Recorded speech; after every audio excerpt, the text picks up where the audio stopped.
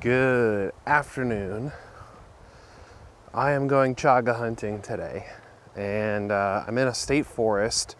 So chaga, if you didn't know, is it's a fungus that grows on trees and has antioxidant type properties. It's a lot of people like to make tea out of it.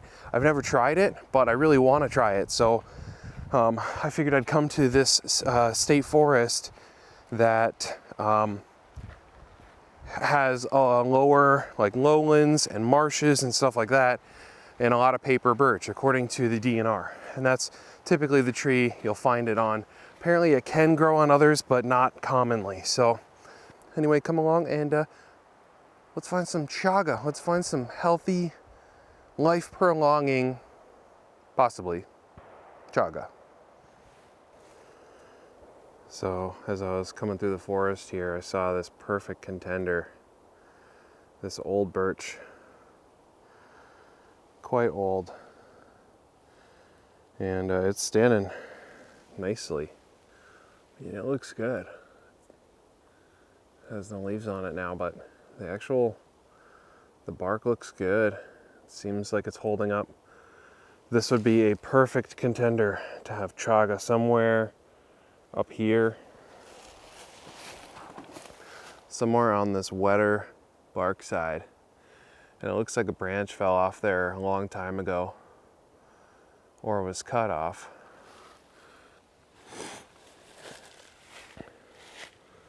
So I thought I found a tree with some chaga on it, and these, like, they look like burls or something.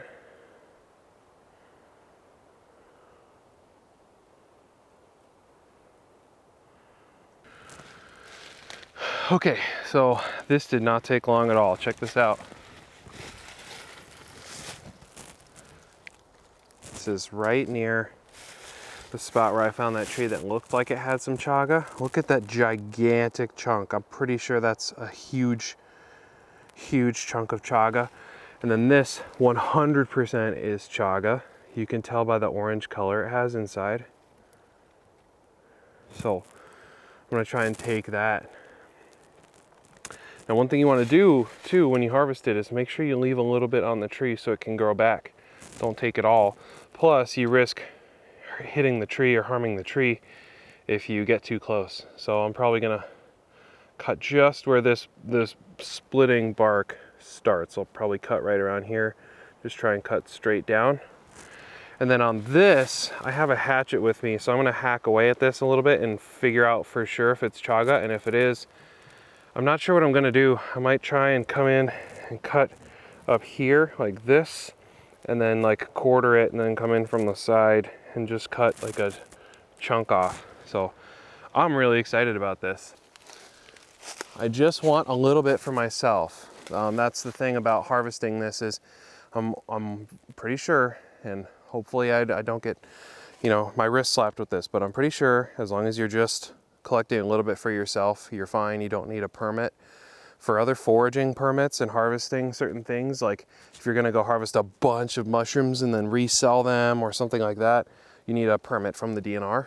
But for a small amount, for personal use, that should be fine. So I'm gonna get out the saw, get out the hatchet, and see if I can't take home some chaga. Stoked! We found it!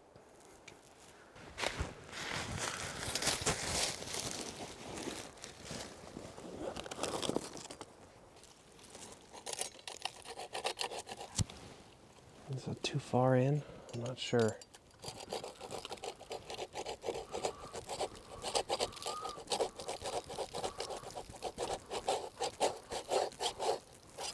This is a strange angle.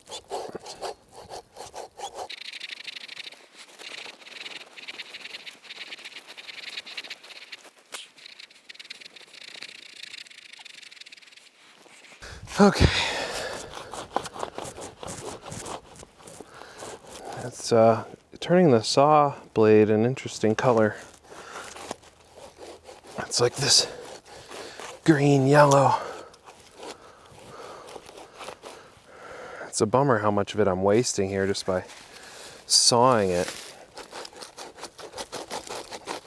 because all this powder could be retained.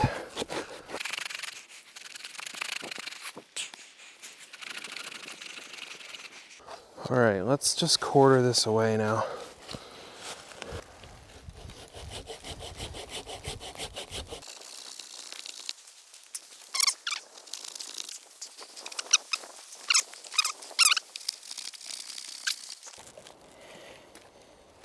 Come on.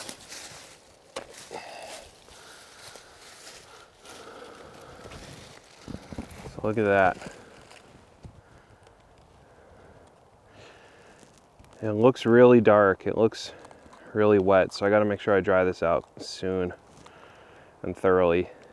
But it looks okay. I left a decent amount. I think I'm going to come back when it's even colder and harvest more of it. But I'm going to harvest this other chunk up here and we'll keep hunting.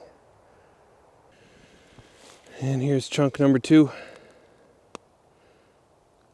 That one came pretty easily. Nice golden color on the outside in between the cracks. So this should be another nice chunk. Awesome. I probably got half a pound at most, but when dry it'll be even less obviously, but it's a nice start. All right, just to give you a clear picture of what I left. This is huge, right? This is massive. So I left this chunk and I might come back for this in the winter. Here I left a real nice surface. Should be able to grow back through that whole thing. And I basically didn't touch the tree. There's an area where the bark split and I cut just a teeny bit of that off, but I didn't cut into the tree. So pretty happy about that. And hopefully this tree can provide chaga for some other adventurous people in the future. There seems to be a good area. It's definitely a little damp.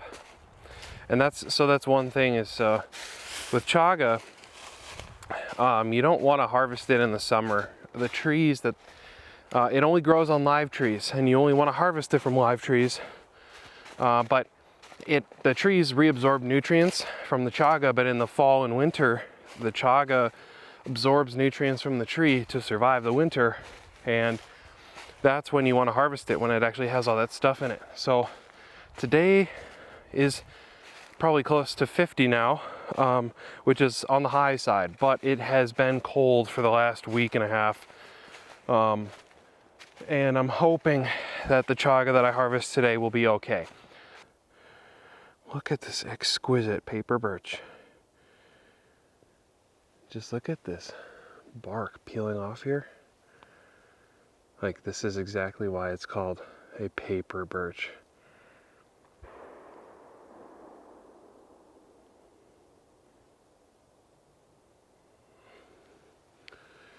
And I mean, this piece right here, it's peeling back doubly. Look at that. Gorgeous. Incredible fire starter. If I came across this in the wilderness while I was looking for firewood, oh, you bet I'd be taking some of that. Nothing too close to the actual trunk, but some of that stuff that's already peeling off, oh yeah. Oh yeah.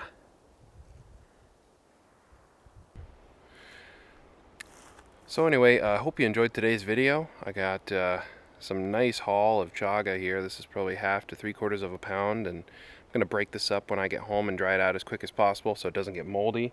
I got that large piece and this smaller piece as well. So I'm looking forward to giving this a shot. I'll make another video of me trying it and all that stuff to give you my first impressions, because I'm pretty excited, and I'll definitely be back here when it's colder to do some more chaga foraging, because it's a good way to get some exercise, and hopefully chaga helps with health. So, all right, we are back at home with the processed chaga. This is a quart size bag, and it's going to take a while to dry, so I'm going to put it over a heater and drying rack for 2 to 3 days, and they're in roughly 1 cubic inch chunks or thereabouts, maybe a little larger in some cases, but stay tuned for a taste test in a couple days. I'm interested to see what happens. Well, so we're here in my kitchen, and I didn't get to do a video for the first time I tried chaga. I was too eager to try it, but I also was too lazy to film. So we're gonna spin it. I'm gonna talk about the couple different brews that I've done now, and like how I found them to be either too strong or like what I found. So right now we're just simmering some chaga over the stove, and I'm gonna let this simmer for about another 45 minutes or so. Some people say that you should simmer it for like 20 minutes. I found to get a stronger brew, I like roughly 45 minutes or so, maybe even an hour. But I do it on a real low heat. I make sure to never boil it. So, all right, well, you can see we've got a much darker liquid now, much darker. And like I said, I just simmer it. The flame is quite low. So what I'm going to do now is I'm going to give it one final stir, and then I'm just going to filter it out, and I'll show you the filtering process. So what I've got here is a V60 coffee filter. I use this for pour over. I've got a pre-wet filter in here to get any sort of paper flavor out of there, any sort of particles. And then this is just a carafe from Hario, Hario, and they make these for coffee, but works really well for filtering anything like tea or chaga or coffee. So I'm actually going to do this over the sink though, just because the pouring out of this pot is really not great, and kind of has a tendency to spill. All right, time for the big moment. Let's see how poorly. Oh no.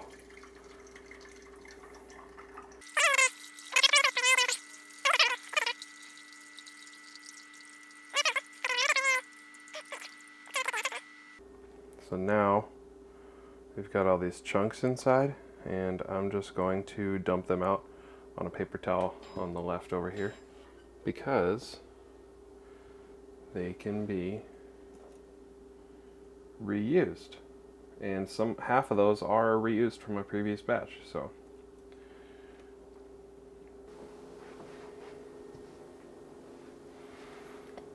I've got a paper towel here just to dry off the bottom of the carafe.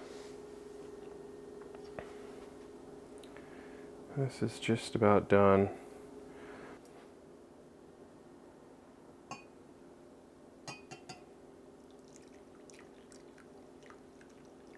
It's a nice color. It's on the darker side. Just to make it drinkable immediately, I'm just going to add a little hint of filtered water to this from the sink.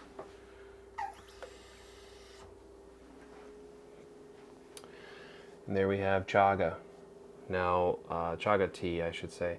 Now this is on the more concentrated side, but you can certainly make it even more concentrated than this, and it'll be almost opaque if you don't add any diluting water or anything. So let's have a sip as we kneel by the countertop.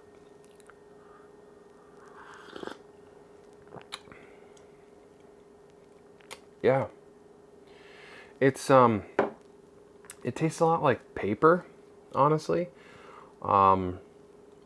It's like a weak black tea. It's like, even when you brew it strong, it tastes like black tea sort of, but it's more of a dry papery taste. Yeah, and I diluted this a little bit with water. And it's on the weaker side in as far as taste goes, which is probably a good thing. A lot of people talk about adding cinnamon or clove or orange peels or orange zest while they're brewing it, or just when they're in the cup. I would be wary of adding bitterness by like adding cinnamon sticks to the simmer, but I would probably consider, I'm gonna try adding a cinnamon stick or half a stick to a carafe and leaving it in the fridge, and then just seeing how that turns out. Or maybe I'll add it at the very end of the simmer and leave it in there for like 5 minutes. But honestly, it's really not bad. I haven't added like cream or anything to it or milk. I just drink it straight. I drink it cold when it's out of the fridge, and it's really not bad that way. When it's strong, when I've made a really strong batch, I've only made like 3 or 4 batches now, but I made a really, really strong batch last week, and I needed to add a little bit of water to it. It wasn't so much that it was like super bitter, but there's this like papery taste that gets somewhat strong. So, but it's a good, drink to just drink whenever you're thirsty. I drink it when I want more coffee, but if I drink more coffee, I'll be super jittery. So in this case, I've had my cup of coffee for the morning, so this is the follow-up for that. Sometimes we'll have more coffee, but this is a good substitute. And as I said, you can reuse the chaga. So basically you just keep simmering it until you're not getting much color out of it anymore, and then just start adding more chunks of chaga. And I'll show you too, real quick, the size of chaga that you should really be shooting for.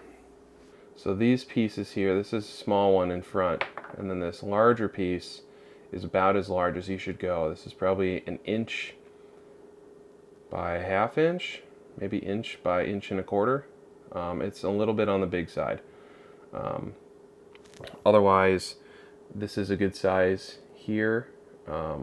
Maybe 3/4 inch by 3/4 inch by 1/2 inch cube, something like that.